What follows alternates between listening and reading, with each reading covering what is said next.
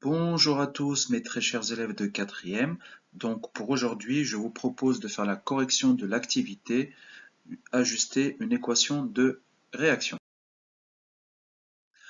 Alors l'énoncé, donc vous aviez ce document, donc cette activité documentaire. Donc ce que je vous propose, c'est d'analyser ce document par morceau. Ajuster une équation de réaction. Au cours d'une transformation chimique, les atomes présents dans les réactifs se réorganisent pour former les produits. Comment l'équation de la réaction rend-elle compte de la conservation des atomes? Hein. Donc, la combustion du méthane, dont la formule chimique est CH4, certaines chaudières utilisent la combustion du méthane, ou gaz de ville, pour obtenir de l'énergie thermique. Cette énergie permet de chauffer l'eau qui circule ensuite dans les radiateurs. Le méthane et le dioxygène de l'air sont consommés et de la vapeur d'eau et du dioxyde de carbone sont formés. Et on vous écrit le bilan de la réaction. Donc le bilan de la réaction s'écrit méthane plus dioxygène donne dioxyde de carbone plus eau. Et on vous met dans ce document 1, en figure 1, le principe d'une chaudière au méthane. Donc on voit que nous avons du gaz méthane, une entrée d'air. Bien évidemment, il y a une source d'ignition pour que cette combustion puisse se faire. Et on voit que grâce à la chaleur dégagée au cours de cette réaction, on va chauffer un circuit d'eau qui va alimenter vos radiateurs et qui va vous permettre de chauffer vos maisons.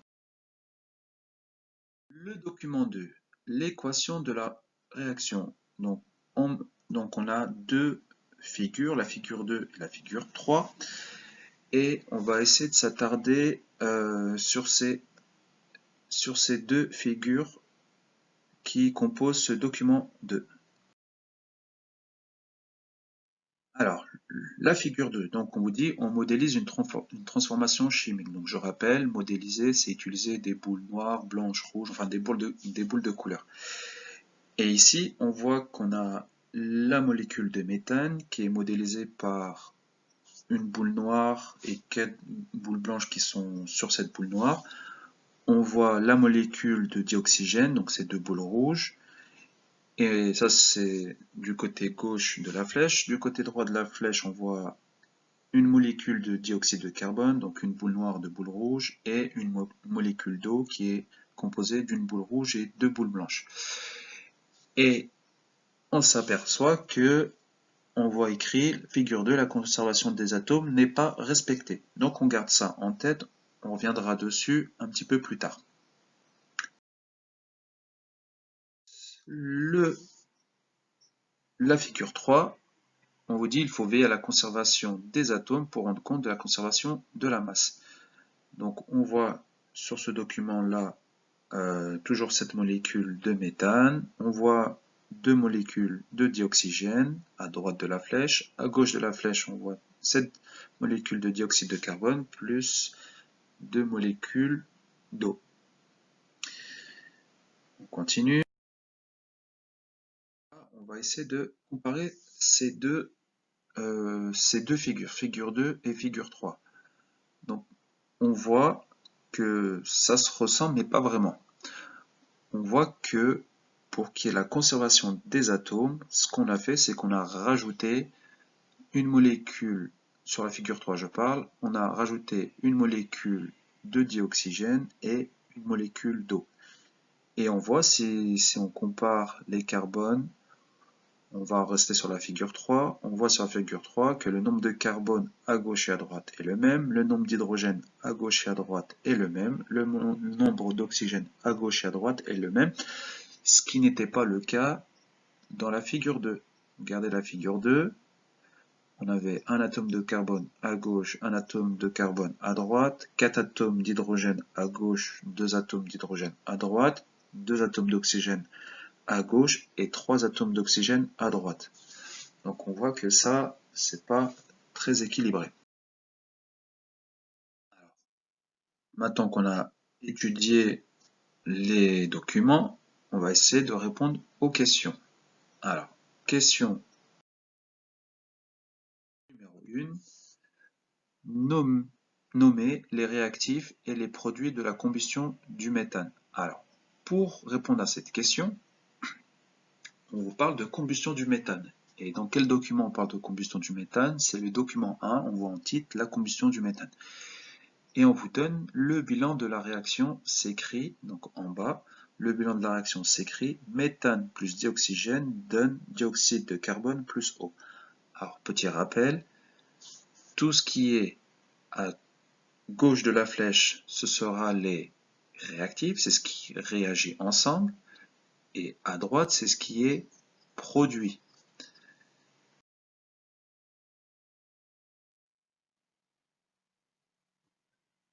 Les réactifs qui sont à gauche vont être le méthane et le dioxygène.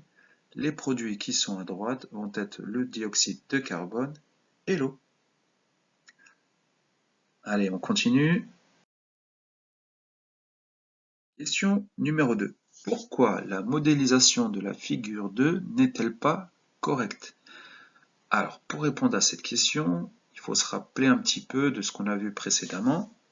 Et il faut se rappeler de notre ami Antoine de Lavoisier. Rappelez-vous sa petite phrase magique, rien ne se perd, rien ne se crée, tout se transforme.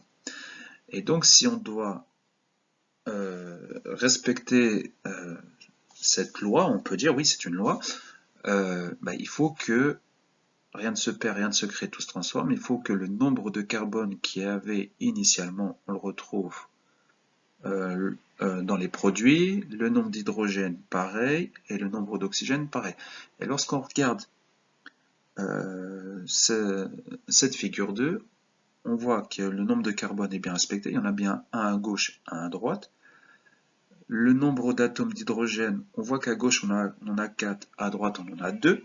Donc là on voit qu'il y a quelque chose qui n'est pas respecté. Donc là il n'y a pas conservation de la matière, donc la conservation de la masse.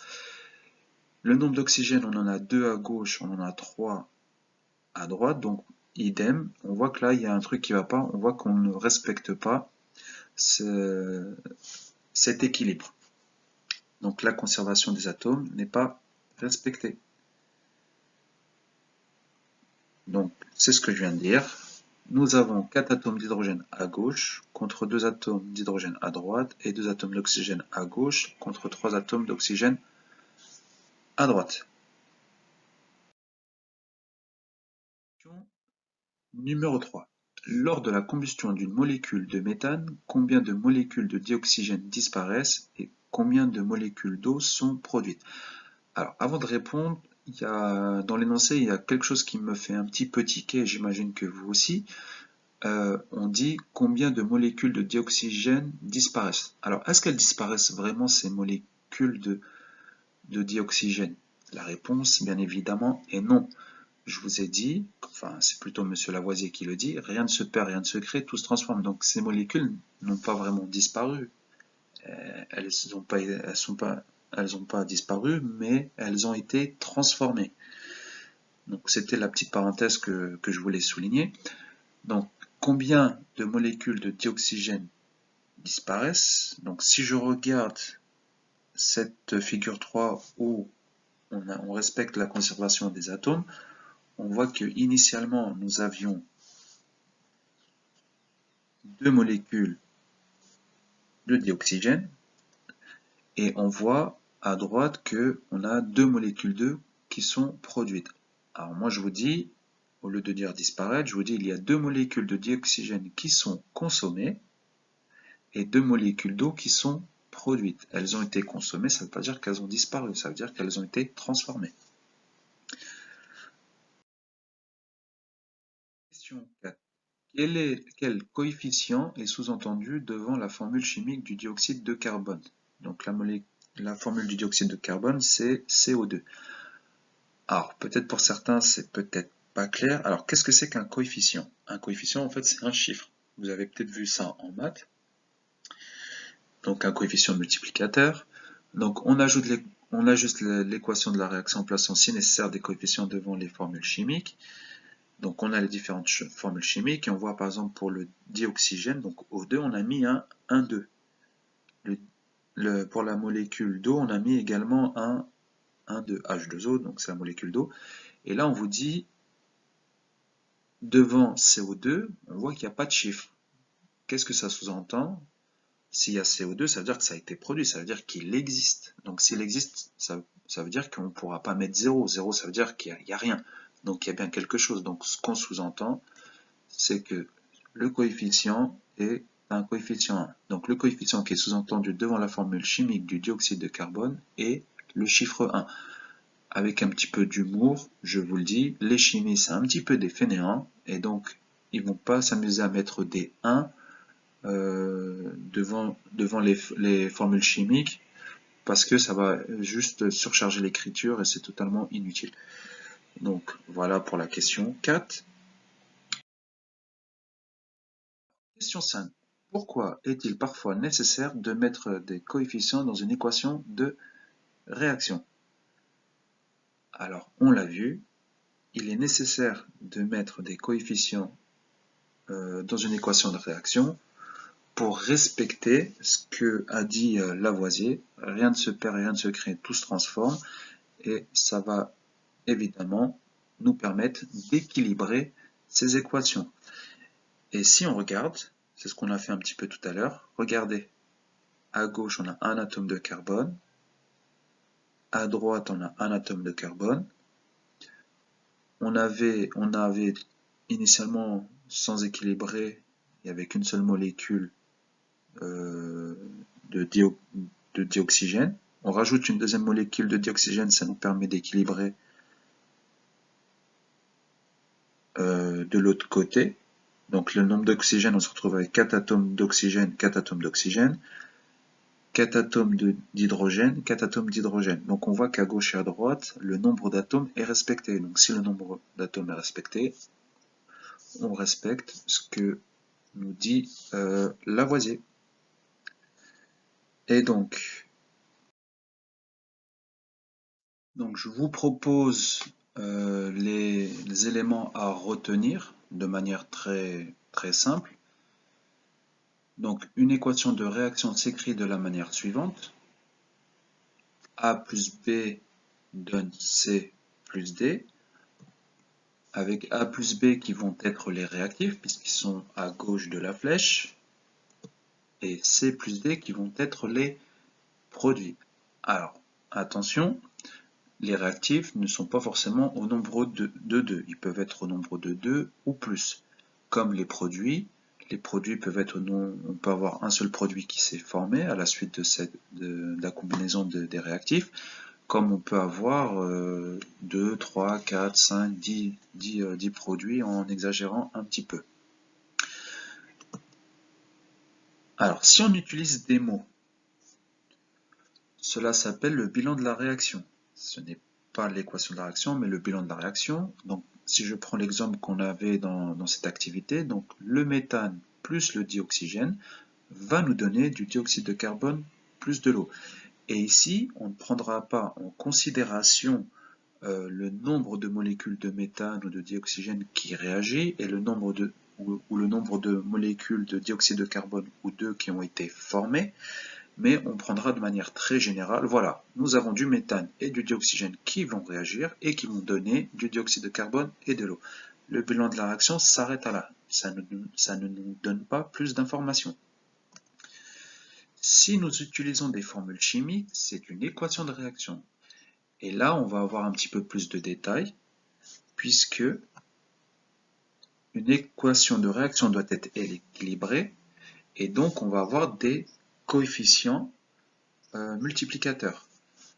Donc ici, dans notre cas, on voit qu'on a CH4, donc la molécule de méthane, qui va réagir avec deux molécules de dioxygène, donc le 2 qu'on a mis devant O2, qui va donner du CO2 et deux molécules d'eau.